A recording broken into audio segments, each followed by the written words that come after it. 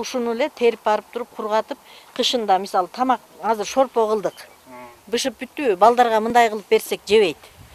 Кичине салып коюп билинбей калат. Алсак кадимки эле чалкан. Бул чалканды адамдар күн сайын өзүнүн колдонуу ыкмасы менен ичип турса, сасык тумоо оорусу менен оорубайт. Анткени чалкандын дарылык касиети күчтүү. Аны дагы туура кургатуу менен пайдаланса болот. Ал үчүн эрте жазда чалкан чыкканда күн тийгенге чейин чогултуп, таза абада, башкача айтканда көлөкөдө кургатуу керек.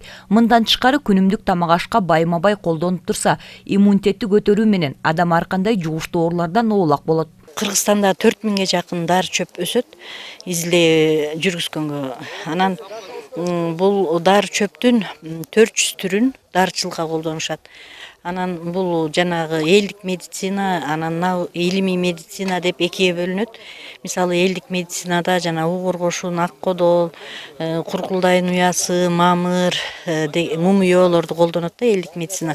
Бул ата-бабаларыбыз колдонуп жүргөн дары чөптөр. Анан жанагы пижма, бозунач дегендерди мисалы баарыбыз эле билебиз.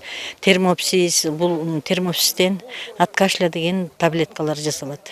Ар бир чөптүн адам организмине тийгизген таасири, анын пайдалуу жагын 2 күндүк семинар тренингде атайын чөп менен иштеген адистер түшүндүрүп беришти.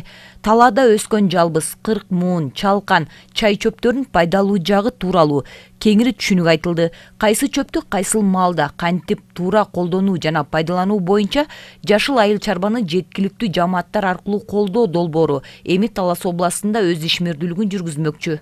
Бүгүнкү иш-чаранын негизги мааниси жергиликтүү жамааттарды өнүктүрүүсүндө ошол салым катары дары чөптөрдү өстүрүү жөнүндө, ошолорду үйрөтүү жөнүндө, дары чөптөргө деген маалымат дегеле келечекте ошол айтып атпайбыз, баардык химия болуп атпайбы? Ошол өзүбүздүн ата-бабаларыбыздан калган нукура, ошол дарылык касиети бар чөптөрдү таанытып, ошолорду өстүрүп, ошолорду колдонуу жөнүндө.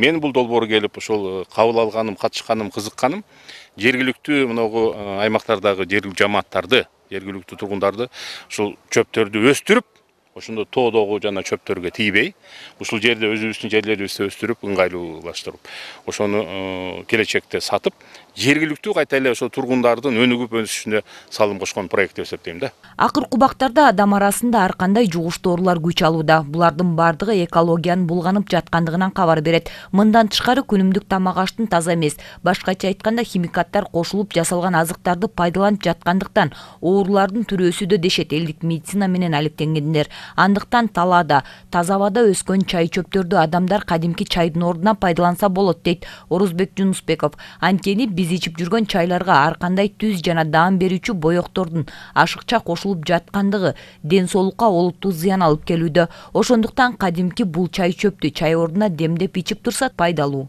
Таза тоонун бийик жерлеринде өскөн чай чөптөр бар. Кереч бар, шиповник бар, жалбыз бар, жана кийгот бар. Ошолордон мен өзүм чогултуп, ушу күндө бул 3-жыл болуп калды. Өзүм үйдө жеке чай чөп дайындап, буларды өз убагында үзүп бышырып, бышкандан кийин кургатып, таза су жерге көлөкө кургатып, аны драп этип чай кылып атам да. Бул көбүнчө бизде азыр чайды сатып алып ичип атат, баардыгы эле чай жалбырактан жасалат эмеспи? Негизи жалбырактын өңү жашыл болуш керек, бүгүнкү күндө чайдын баары краска болуп кетти да. Анан биз ушудан жазып атабыз, бул эми тамак ичкенден кийин күчтүү тамак жейт кыргыз өзү, эт жейбиз го. Абдан ашкылымды жакшы болот экен. Иммунитетти көтөрөт экен. Мен көбүнчө ушу чайдан колдоном да. Дары чөптөрдүн пайдасы, аны кантип колдонуу керек, дал ушул боюнча 2 күн бою жергиликтүү жарандарга маалыматтар берилди. Ал эми кийинки айда дал ушундай семинарда катышуучулар дары чөптөрдү кантип кам көрүү, аларды туура өстүрүү жана кайсы чөп кайсыл ооруга шыпа болору боюнча маалымат алышмакчы. Бегайым Асымбаева, Кайнар Ормонов, Зина Акматова, Бакай Ата району.